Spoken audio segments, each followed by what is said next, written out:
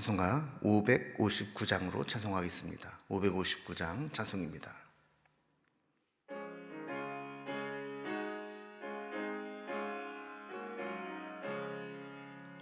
사철의 봄바람 불어있고 하나님 아버지 모셨으니 믿음의 반석도 든든하다. 우리 집 즐거운 동산이라. 고마워라 임마누엘, 예수만 섬기는 우리 집. 고마워라 임마누엘, 복되고 즐거운 하루하루. 어버이 우리를 고이시고 동기들 사랑에 뭉쳐있고 기쁨과 서름도 같이 하니 한간의 조가도 천국이라. 고마워라 임마누엘, 예수만 섬기는 우리 집. 고마워라 임마누엘, 복되고 즐거운 하루하루. 아침과 저녁에 수고하여 다 같이 일하는 온 식구가 한 상에 둘러서 먹고 마셔. 여기가 우리의 낙원이라. 고마워라 임마누엘,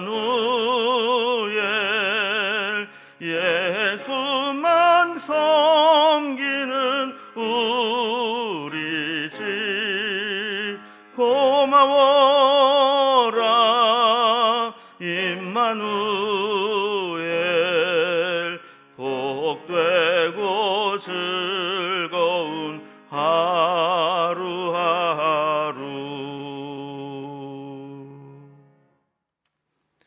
오늘 함께 나눈 하나님 말씀은 구약성경 말라기서 2장 1절에서 16절까지 말씀입니다.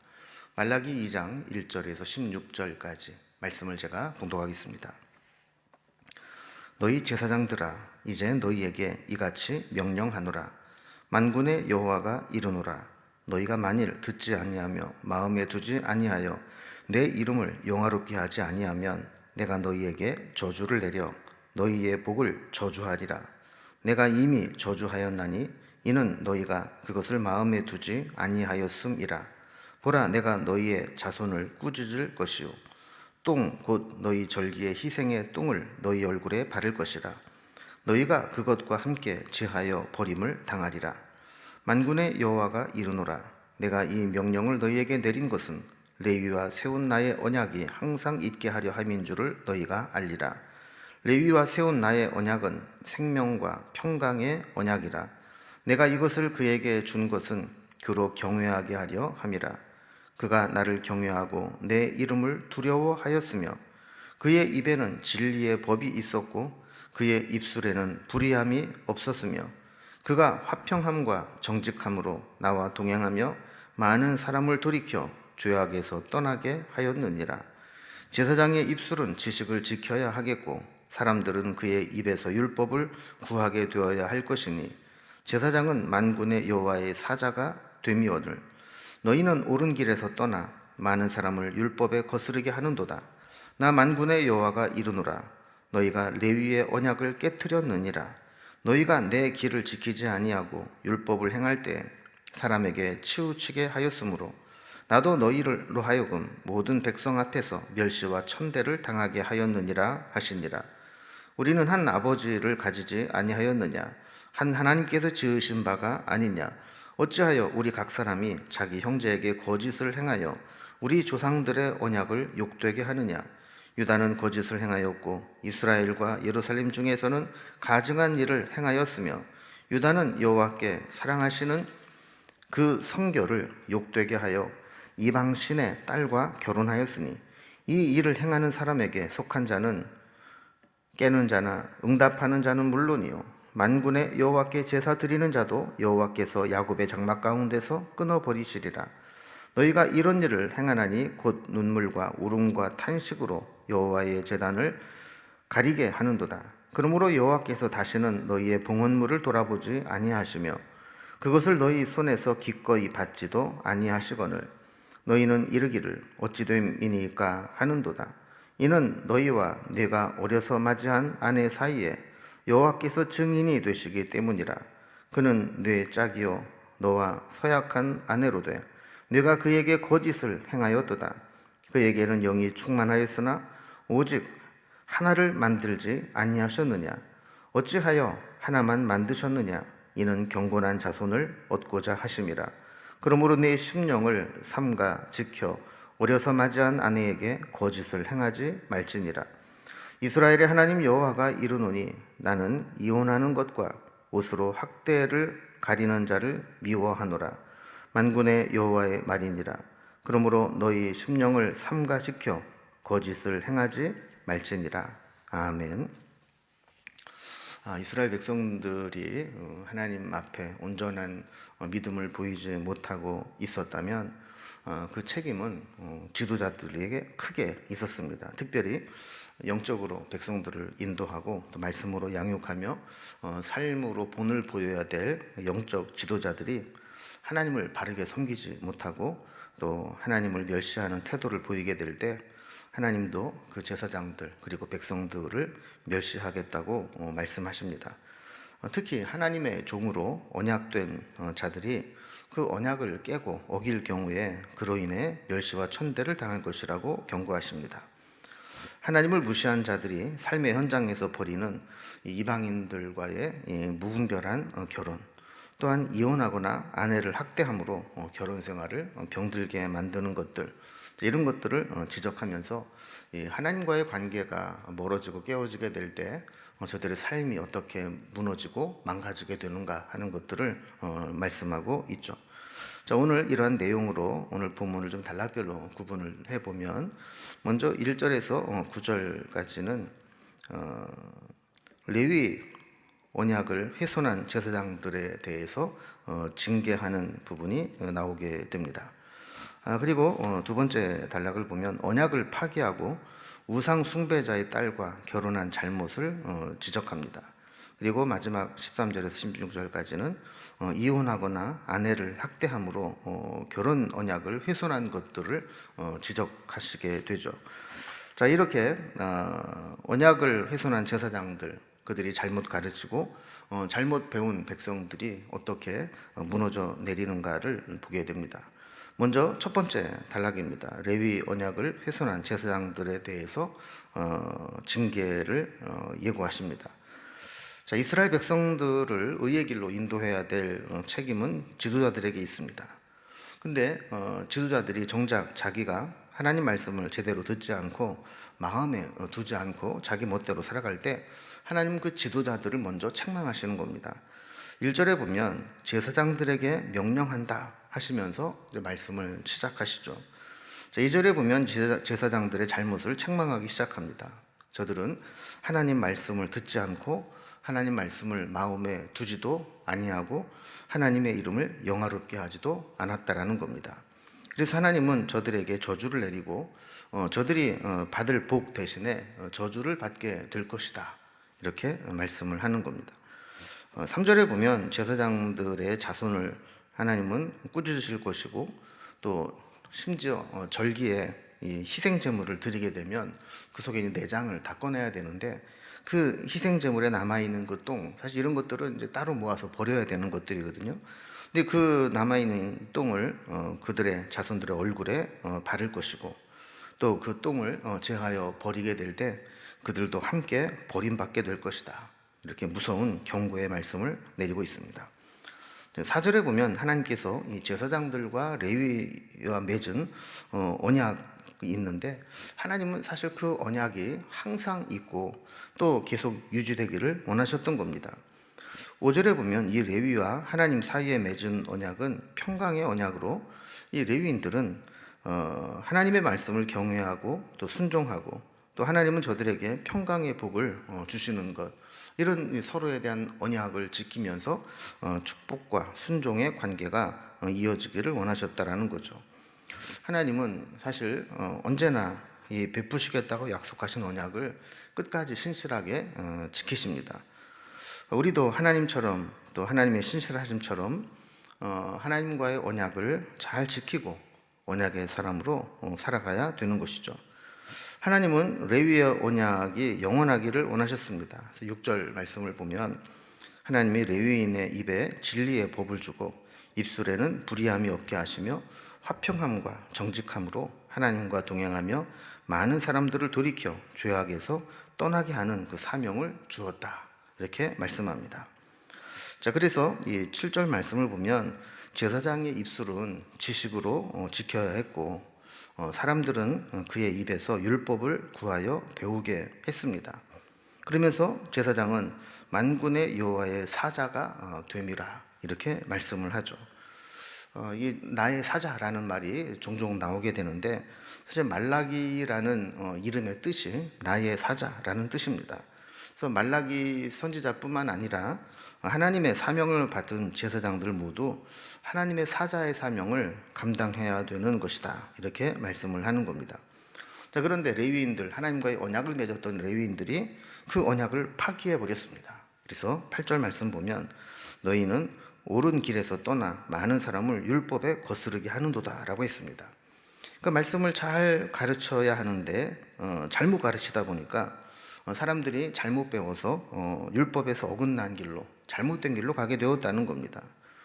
이제 두려운 말씀이 나옵니다. 저들이 하나님과 맺은 언약을 깨트리고 백성들을 제대로 가르치지 않는 대가를 치르게 될 것인데, 9절 말씀을 보면 그들이 하나님의 길을 지키지 아니하고 율법을 행할 때 사람에게 치우치게 하였으므로 하나님도 제사장들이 백성 앞에서 멸시와 천대를 당하게 하시겠다 하는 겁니다. 하나님 입장에서 보면 참 답답한 노릇이죠. 자, 이런 일들이 있게 되면서 잘못 가르치고 잘못 배우고 제대로 가르치지 않았을 때 어떤 일들이 일어나게 되는가. 이 두 번째 단락을 보면 하나님과의 언약을 파기하고 우상 숭배자의 딸과 결혼을 하게 되는 그런 잘못이 자행되고 있다는 겁니다. 하나님과의 언약을 파기한 백성들은 결혼의 언약도 파기해 버렸습니다. 그래서 10절 말씀 보면 우리는 한 아버지를 가지고 한 하나님께 지음받은 자인데 어찌 서로 배신하고 형제에게 거짓을 행하고 조상들의 언약을 욕되게 하느냐, 이렇게 책망을 합니다. 그러면 서로 배신하고 거짓을 행하고 언약을 욕되게 한 게 무엇인가? 11절 말씀을 보면 유다는 거짓을 행하였고 이스라엘과 예루살렘 중에는 가증한 일을 행하였고 유다는 여호와께 사랑하시는 그 성결을 욕되게 하여 이방 신의 딸과 결혼한 것이다, 이렇게 지적을 합니다. 결혼이라고 하는 것은 사실 남자와 여자가 서로 사랑해서 두 사람이 약속을 하고 사랑의 결합이다 하는 의미도 있지만, 하나님의 백성들에게는 하나님이 가정을 세우신 것에 대한 언약의 고백이며 또 이로 인해서 믿음의 공동체를 이루어 나가겠다, 또 경건한 자손을 이어나가겠다 하는 의미도 있는 겁니다. 그런데 이방 신의 딸, 즉 우상 숭배하는 자와 결혼을 하게 되면 그 가정이 믿음의 공동체를 이루어가지 못하고 우상 숭배에 빠지고 하나님의 진노를 사는 그런 가정이 되고 만다는 거죠. 그래서 12절 말씀을 보면 이런 일을 행하는 사람에게 속한 자는 깨는 자나 응답하는 자는 물론이고 하나님께 제사를 드리는 자들조차도 야곱의 장막에서 끊어버리시리라 이렇게 말씀합니다. 그러니까 다른 종교 행위를 다 해도 하나님은 그 언약을 깨트린 자들을 가증스럽게 보시고 쫓아내시겠다라는 겁니다.